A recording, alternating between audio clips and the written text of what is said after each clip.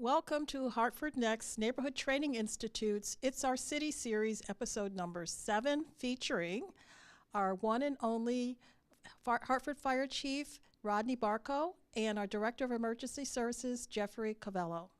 My name is Marion Griffin, Board Co-Chair for Hartford NEXT. Hartford NEXT is the coalition of Hartford's 13 neighborhood revitalization zones, better known as NRZs, and our purpose is to bring together the residents and neighborhoods of Hartford in order to help us to improve the quality of life in the city. The NRZs were started in 1995 by the state legislature, and they have been in existence since then in multiple cities across the state. We have been developed as the coalition to help all the neighborhoods in Hartford. Today, I'd like to welcome our presenter and our host, retired Fire Chief Charles Teale Sr., and he is also the board member for Hartford NEXT, as well as the public safety chair for Northeast NRZ. Charles, I'd like to turn it over to you. Thank you. You're very welcome. Thank you, Marion. Greatly appreciate that introduction.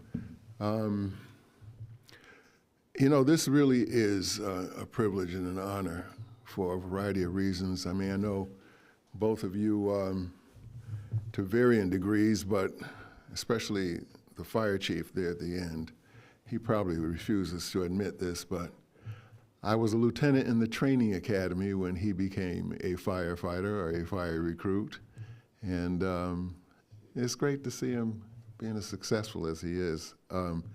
Just before we get started, though, formally, I know we got a lot of things we want to discuss, but, you know, as retired fire chief, and I'm currently the master of the lodge, Tuscan Lodge number 17, we own the apartment complexes on Montville Street and on Tower Avenue. 2 weeks ago, we had a multiple alarm fire in one of our units. And 12 families were displaced, 15 people total. The challenges were enormous. I want to say, and I had a lot of things that I wanted to thank Chief Barco for today, because I interact with a lot of people, Captain Rivera in particular. Yeah, I interact with a lot of people, excuse me, a lot of people associated with the Hartford Fire Department regularly, and they are exceptional people. I know you probably hear that all the time, but it's a pleasure interacting with them. They're very attentive to all the things that are done, but maybe I'll go on and on about that later. But I just wanted to simply say, with regards to the way they handled themselves at that fire, I saw Deputy Chief Kyle Krupa and also Assistant Chief Harry Tillier. Yeah, 2 other guys that I trained, incidentally. And it's great to see you guys doing wonderful things with your career. But before I go on and on about this, I'd like to hear something from both of you. Director Covello, you and I haven't had a chance to get to know one another very well. I mean, I've known him for decades, but perhaps you can tell us all something about yourself if you're so inclined. Yes, sir. Thank you very much for the invite. I've been with the city now just about 3 years. Prior to that, I was in law enforcement for 25. I worked 22 with the state, 3 in a municipality. And prior to that, I was a paramedic. I actually went to Greater Hartford Community College to get my paramedic degree in emergency medicine, or pre-hospital emergency medicine. Master's degree in emergency management.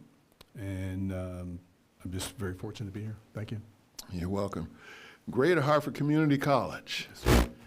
I know it's a different name now. Yeah. It's Capital Community College now. Well, I'm a graduate of Hartford State Technical College, and Hartford State Technical College and Greater Hartford Community College combined to become Capital. So, yeah, I can relate to that. I had, I don't know if he was there. What year did you say you graduated from? 2001. 2001. I think he was probably retired prior to that. There was a counselor by the name of Bill Edmonds that worked there for decades as a counselor, Greater Hartford Community College. And he's the guy that turned me around. He actually asked me the question. He said, do you know how many people spent their lives risked their lives and sometimes gave their lives so you could have the opportunity to succeed. Yeah, that's it. My life had gotten to that point. So, but you know, I was an 18-year-old kid and not doing anything with my life, but it turned me around. I came to realize the connection between the sacrifices of others and my actions now. And that helped me in my career in the fire service tremendously.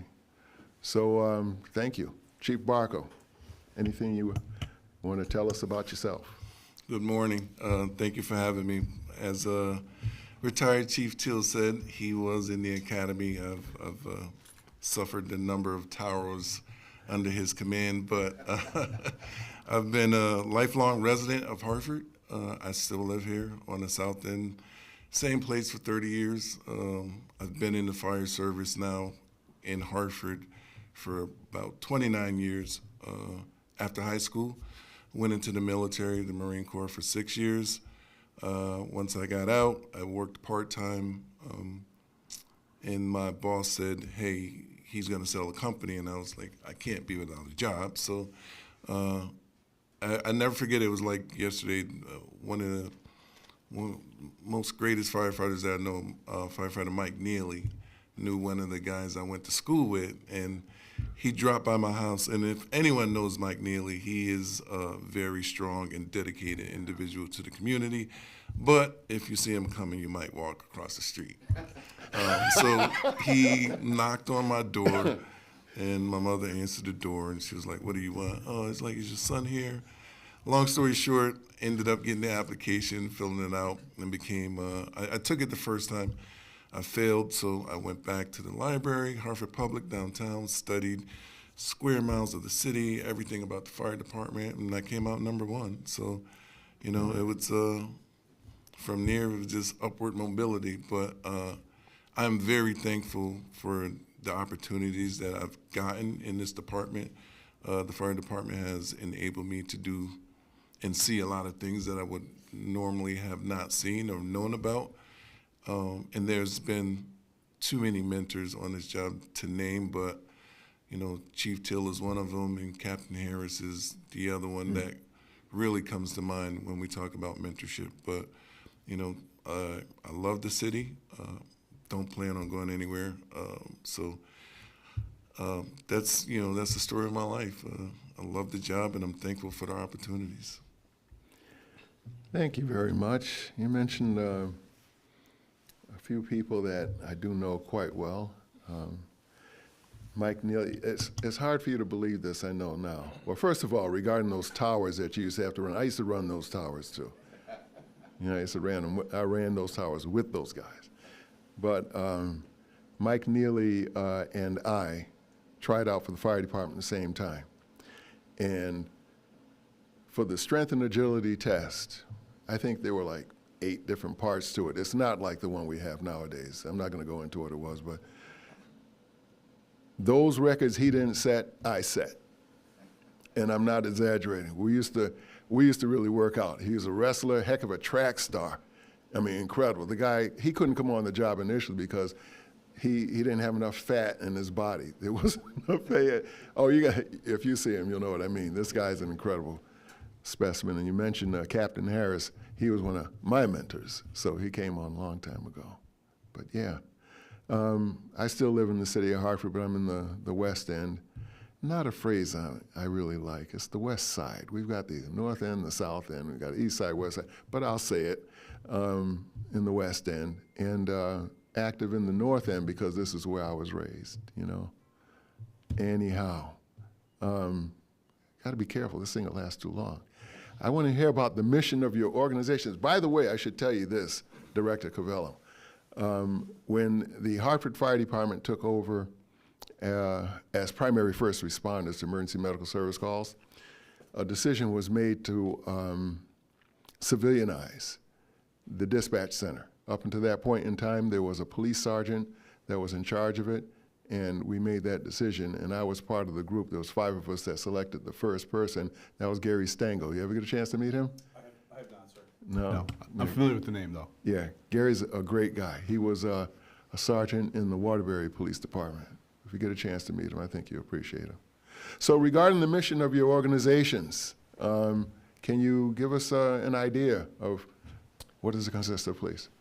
Yeah, so for ES&T, I could tell you because the numbers just came in for 2024, we answered 500,000 calls for service. So when you say you've civilianized that, I mean, we currently have an authorized workforce of 45, and only have 31 currently trained. 4 of those are in training, but we're talking a really lot of call volume there. Of that 500,000, you're talking about 140,000 of those are 911 calls. So the balance are administrative calls that are going either to the fire department or the police department. And then there's another about third of that 500,000, that because of all of the healthcare facilities and whatnot, you have calls for medical services, especially it's probably the most prominent one. So it creates a 911 level response, but the call had come in on an ordinary line. So you're talking an extremely busy place. And our job is to, prioritize those calls and make sure that the emergency services that are required to go, whether it's police, fire, EMS, actually get there with the best information possible in the quickest amount of time.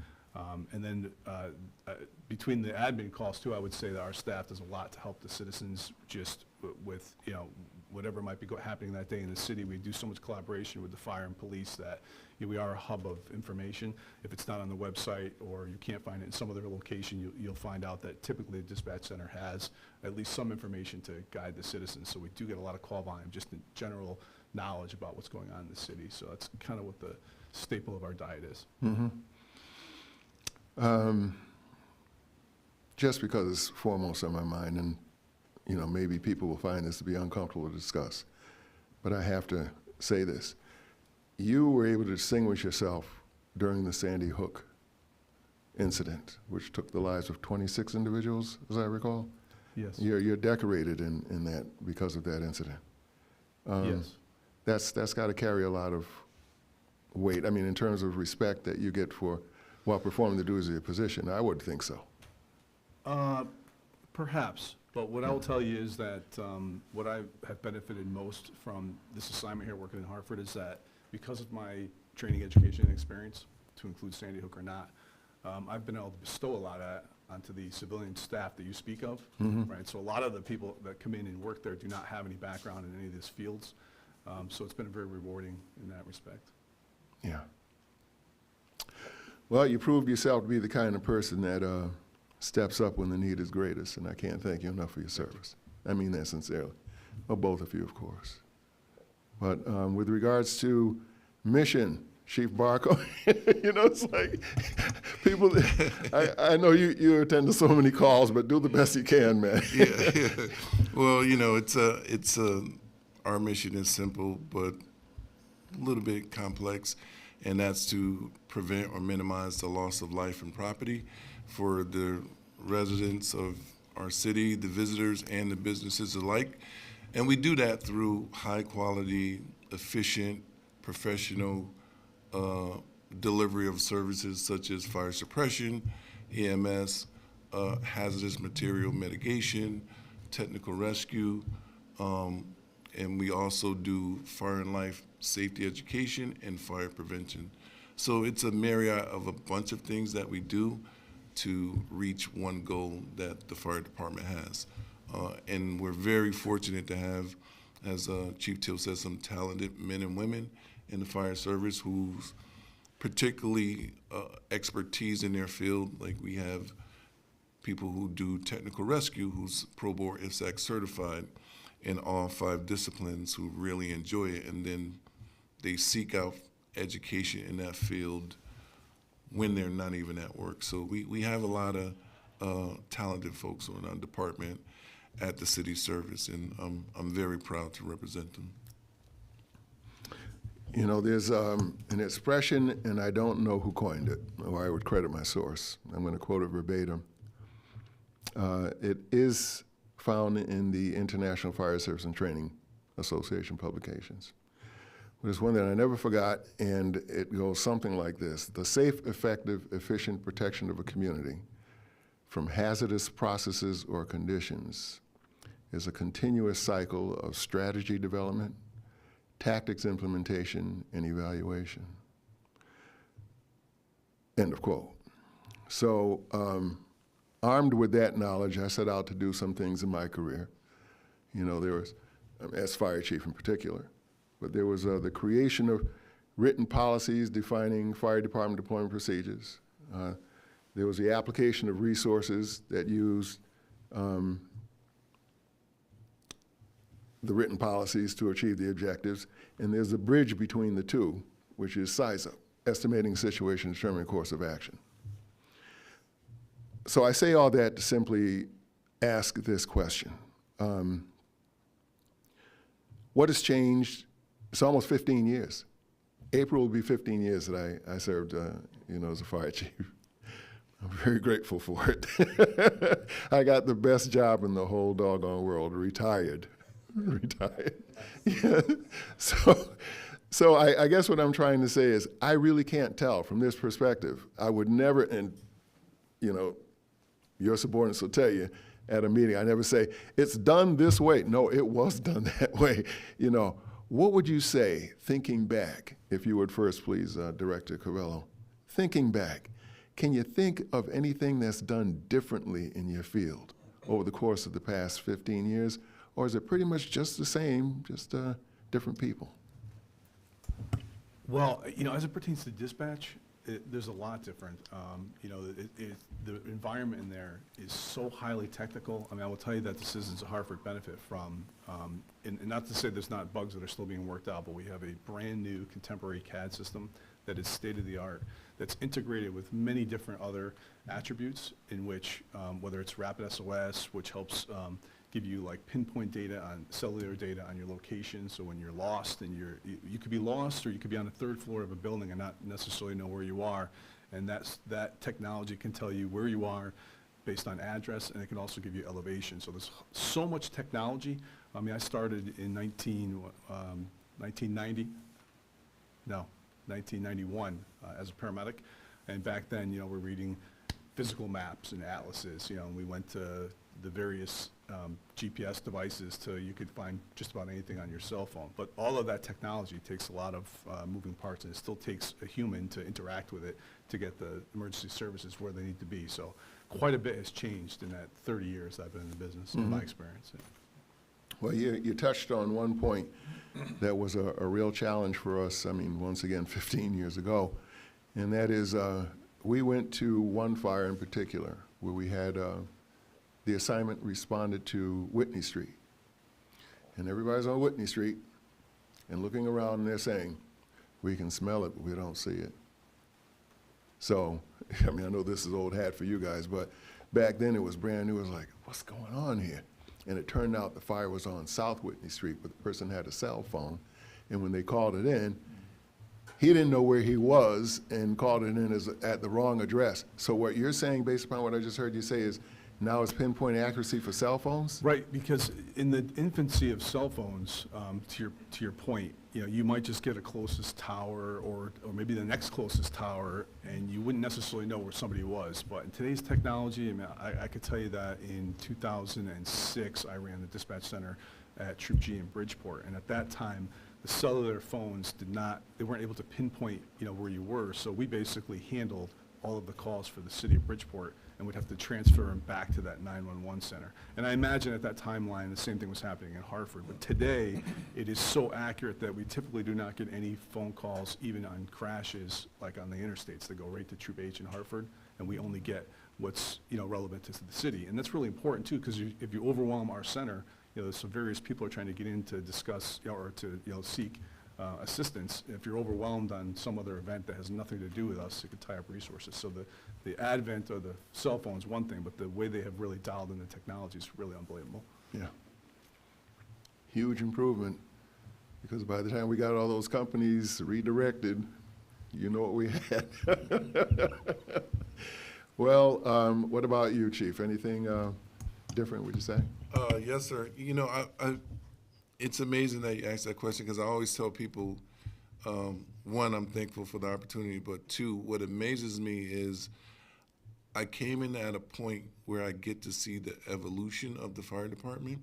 So, and I tell this story all the time, but when I was at Ladder 6, when we first got thermal imagers, it was in the form of a helmet.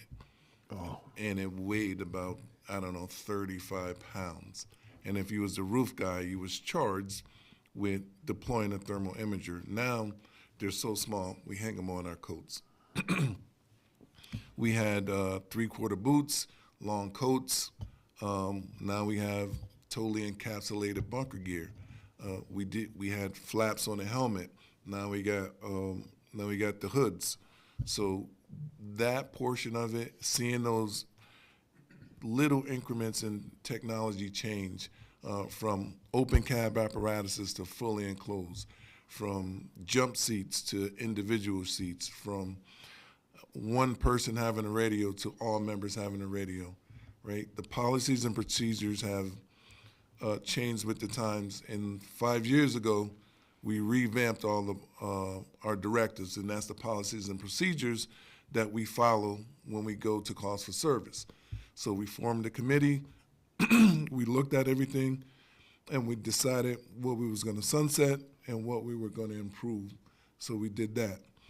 We also added, excuse me, we also added technical rescue to the mix because we have a lot of construction going on in the city of Hartford. So you take CCMC, who's building an entire new wing. They have giant 1,000-foot cranes. So a man gets stuck on that, high-angle rescue. So we invested $60,000 for structural collapse, $35,000 for swift water rescue, $30,000 for confined space, heavy equipment.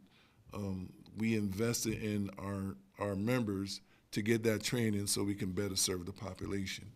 So in terms of change and as far as policy, procedures, the way we do things, and then technology, it's been leaps and bounds from when I first came on. And I think the newer generation firefighters are more apt to understand the technology.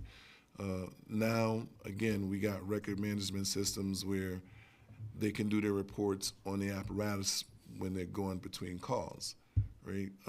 We have a SDI system, which is an accountability system for all our members when they go to the fire ground. Before, it used to be a tag that you take your tag off with your name on it, put it on the board. Now we track your radio through a digital board on a fire ground. So I think we made a lot of leaps and bounds and improvement in terms of accountability and procedure-wise. And now we're just moving into new ways of fighting fires, right? It's no longer just about fire tetrahedron. So there's new concepts and techniques that's coming out. And what we've done to help the membership get accustomed to that is, and I'm sure you know this, Chief Teale, but when we came on, when we took our own classes, we had to get someone to cover our time. We had to do an exchange day, get somebody to work for us. Now, I cover their time so they can go take classes, and then we set aside $20,000 every year. So if you want to take a class, we'll pay for your class and we'll cover your time. So anything we can do to get our membership trained up to the level that will help serve the city, we're doing it. But those are just some of the things that we're doing now that we didn't do in the past, and I'm very proud of it. as well you should be.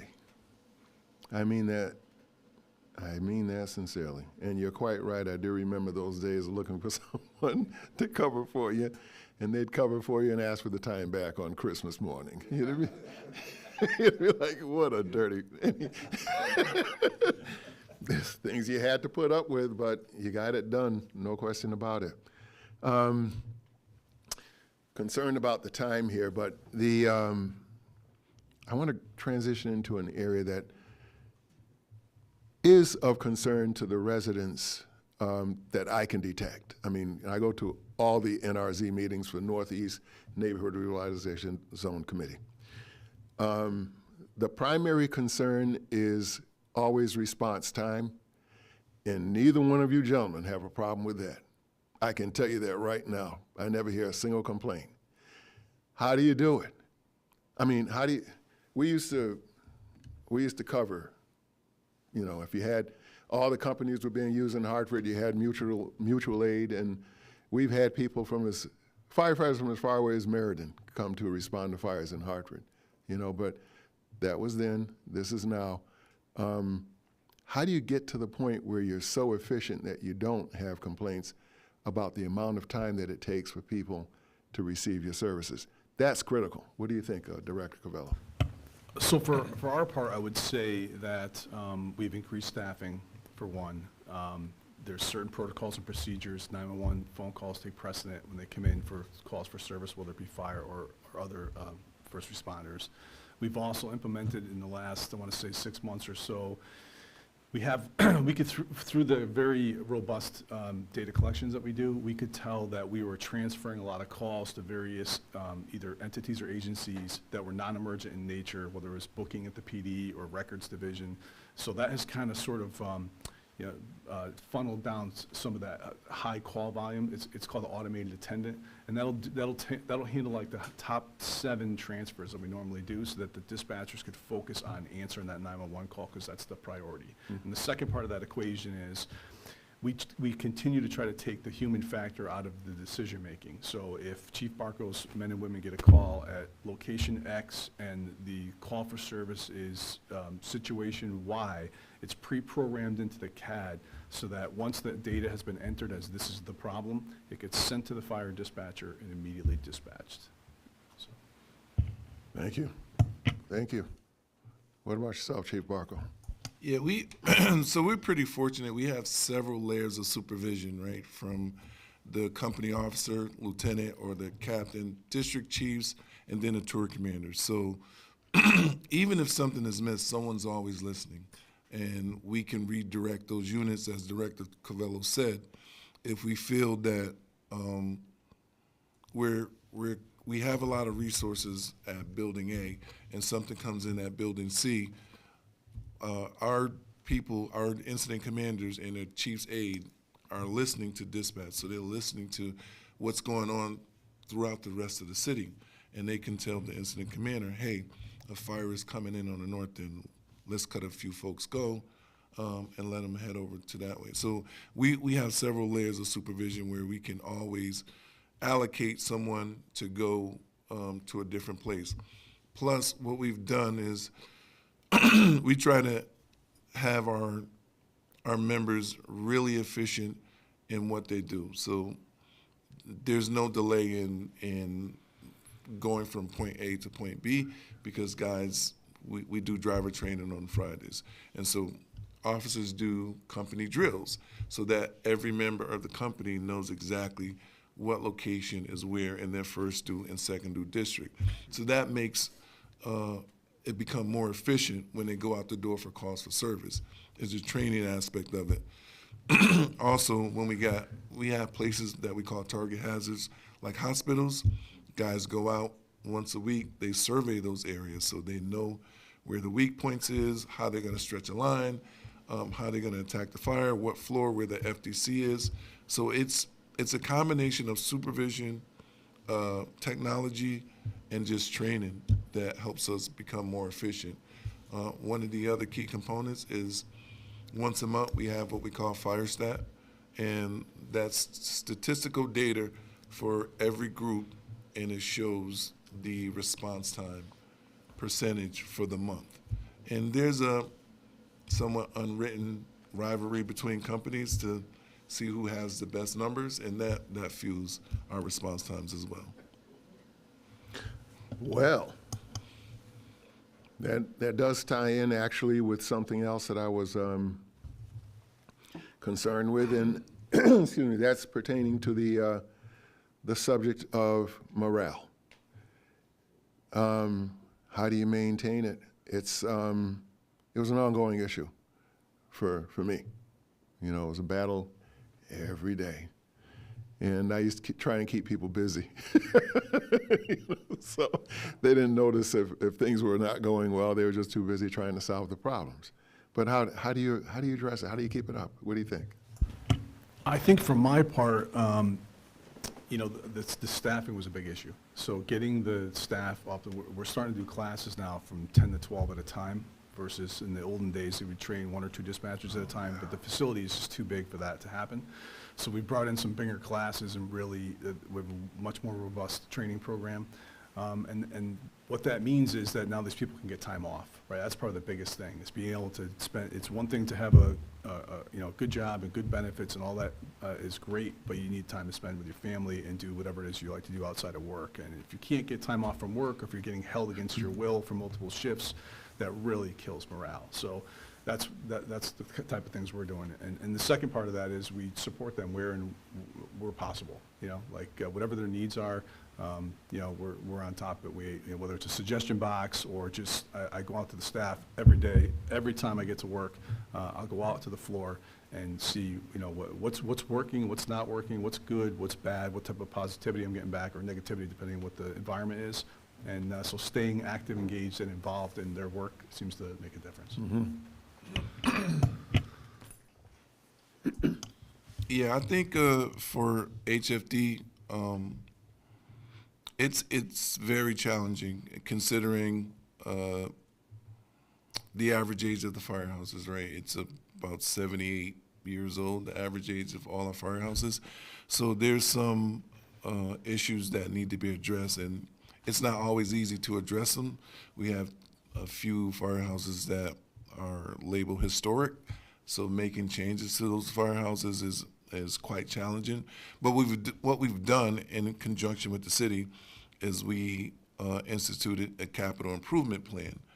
And in that capital improvement plan, we've identified the houses that are in the worst condition, and they're slated for total renovation. So Engine 5 was next up after Engine 11, and we've been in discussions with the city about how we can go about modernizing the firehouse and making it more comfortable for the membership. One of the other things that we've done is last year we sent out a survey through SurveyMonkey anonymously to the membership to figure out what kind of services that they would need. I actually just received that survey back probably last week, and it was a survey done through all 3 agencies, Hartford Police, ES&T, and the fire department. And so now through that survey, looking at the recommendations, we're going to go through our vendor, which is EAP Solutions, and start to offer classes for the membership that would help them cope with work life and home life and any other issues that they've identified. So we've been working closely on that. For some morale issues, it's kind of out of my control, but we've redeveloped or revamped the EAP services. So one of the things when I was coming up through the department was a bit of a mistrust with EAP, but now we've got it to a point where members are actually utilizing the services, and they feel a lot more confident with going and talking to someone or being referred to someone, because mental health is a real issue in this day and age, and we've acknowledged that through the administration in the city. So we've been helping individuals out on that front. And my door is always open to, whenever someone has an issue of a personal nature that they want to discuss, and we generally put them in the right path, or we direct them to the right resources so they can utilize those resources. One of the things we're doing as well is just correcting behavior. So it's a cultural thing, but we're making small adjustments to the department in hopes to make further adjustments in the future. So small increments into like uniform, grooming, roll call. Just Chief Teale put out a memo years ago, back to basics, and that's what we're trying to do. Back to basics, do the small things, and then we can work on the larger things. But for the most part, yeah, morale is challenging, but I think we're doing a good job in heading in the right direction. Certainly sounds like it, and I can see it. Really, I can see it in the members of the department. I think I better get close to the conclusion of our, yeah. Oh, so I've got a few more minutes. Yes, please. Question? We don't have any questions from online at the moment. All right. You know, I had a sort of question.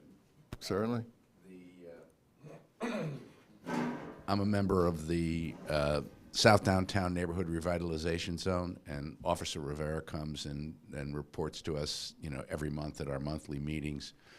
And I personally, and I think most of the people who attend, and we have virtual and in-person attendance, really appreciate hearing what's happening, you know, not just in our neighborhood, but in the city at large. But I think what struck me was how much of the presentation that he does every month is focused on prevention, on offering us free smoke detectors in our multifamily buildings, on encouraging people who are renters to get renters insurance. You know, you wouldn't necessarily think that was a fireman's job, but, you know, he's really very good at expressing why that's so important and how he sees people who are, you know, displaced, who have nothing to be able to, no money to be able to rebuild their lives. And there are other things. And I'm wondering if that's something, I don't know, that you do in every NRZ, and if you know that there are NRZs that, you know, are not taking advantage of this and could let us know at Hartford Next, we could encourage folks in that NRZ to have someone from the fire department or emergency services, you know, present at their meetings. Yep, that's a good question. Unfortunately, we don't have as many folks to go out to the NRZs as HPD. They have a CSO for every NRZ, but we work around the schedules of the NRZs, and we make almost every NRZ meeting that we can. But I can tell you there's no NRZs that's not utilizing SSU. That's or the fire good. department, yeah. Thank you. Hi, I'm Jack Antonich. I'm co-chair of the program committee for Hartford Next, along with Frank. And first question, you mentioned 500,000 calls, emergency services. Within what period? That was for 2024. 1 year. 1 year. Okay, that was a little bit of mind-boggling. Could you categorize calls in general areas as far as what people typically call in about, and what resources you make available, and who you connect with to provide those resources within the city, both departments like the fire department, police department, and any others? Yeah, that's a great question.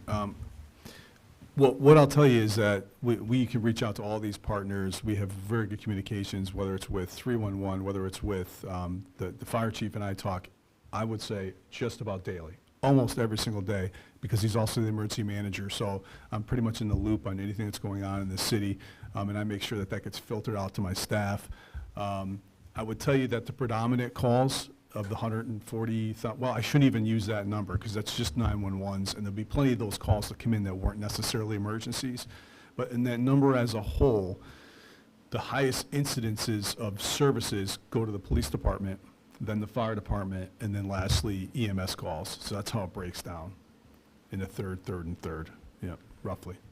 Are there other organizations that you connect with when calls come in beyond fire department, police, Yep. emergency services? Yes.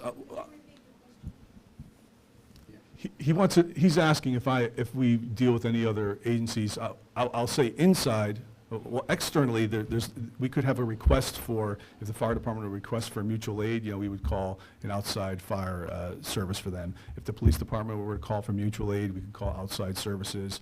So we can connect to anyone, anywhere, countrywide. We even have a system called Mutual Link. We could talk to a dispatch center in Arizona if we needed to, if we knew who we needed to speak to. So we could talk to anyone. The second part of that is inside, I would say probably the greatest resource we reach out to is the HART team. Are you familiar with that team. That's a great resource that this community has. It's really unbelievable, and I've been here since its inception, where I played a role in mapping out what services that they would be utilized for.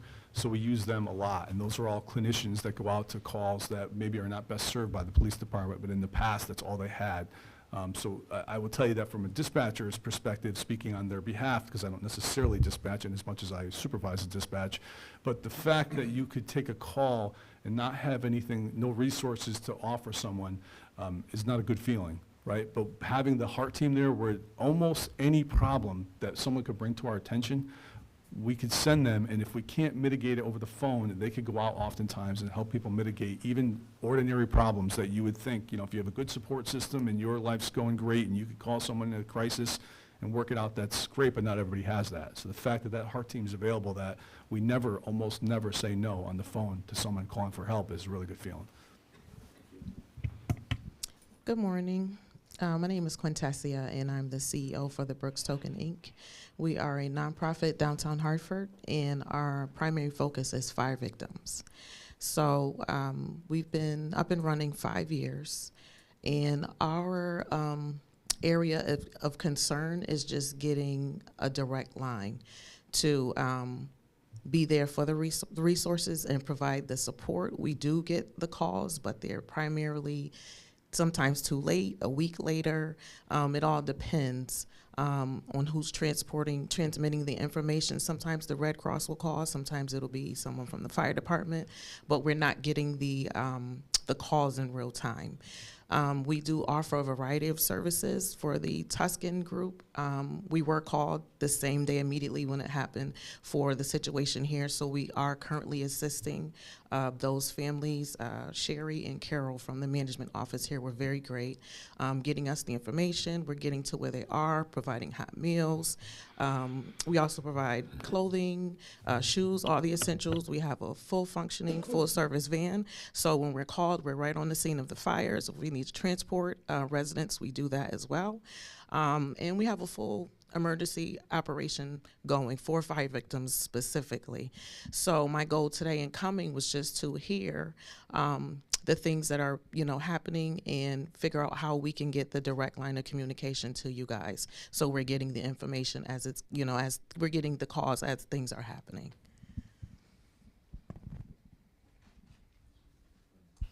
So that it's interesting that you say that. I'm sure we can always use the help when it comes to relocations and services for fire victims, but I think we can have a bigger conversation with all parties involved.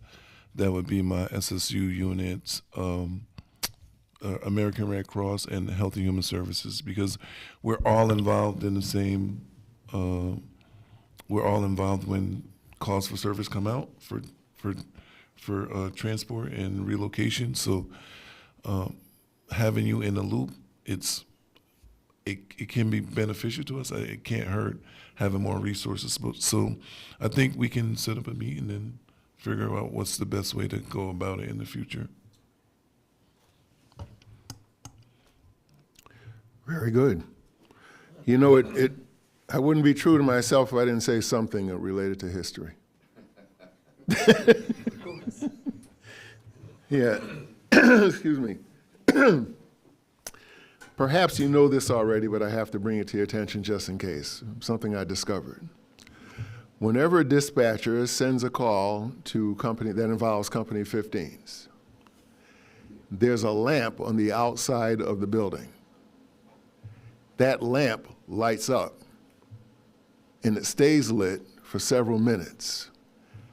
The reason why it's lit is because at one time, the horses pulling fire apparatus would leave the firehouse and be struck by the trolley coming down Fairfield Avenue onto New Britain Avenue. That literally is the reason why it's there. It's still there. And it's still there. I bet it still works. I bet it still does. If it doesn't, then they broke it at 15 within the past 15 years. But I had to go and check it out to see if it still worked. I was always reading something about Hartford Fire Department history. Yeah. Anything else? Anyone else? Anything coming in online? Yes, please. piggyback on Frank's question about prevention and support at the NRZs. I go to almost all the NRZ meetings, and I see your staff there when they can be there. And sometimes you have subs who come in and help out with that. But my question is on education, because the information is being presented at these meetings, but the question is, how do we get the information out to the residents who are not there or not online and not in the stream of getting that kind of information through that resource? What do you have in place that's really going to help educate residents on prevention?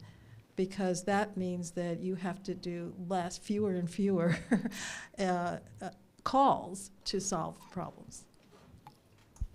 So in conjunction with the city, we have a resident guidebook that's been developed for 2025, and for each division, DPW, HPD, fire, housing, there's a section in there, and for fire, it gives you all the information you need about fire prevention, the do's and don'ts,